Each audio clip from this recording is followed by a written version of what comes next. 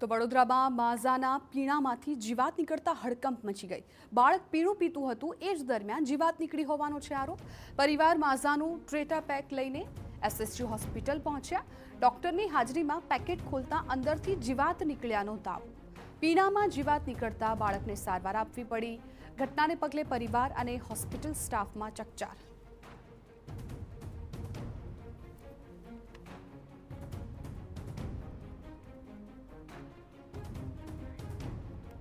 આપણે શંકા જ હતા. આપણે એને થોડી વધારે પૂછ કરી. જ્યારે એને પૂછ કરી આપણે તો એક અંગ બહાર આવ્યું.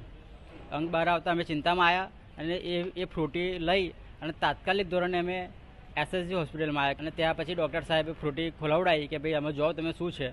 તો જ્યારે ફ્રૂટી ખોલતા એક વિડીયો છે મારી પાસે, એ પ્રમાણેનું અંદર આવ્યું છે. જે ઉંદરડી હોય કાં તો દેડકો હોય એવું કંઈક જીવાત છે એ મળી આવેલી છે.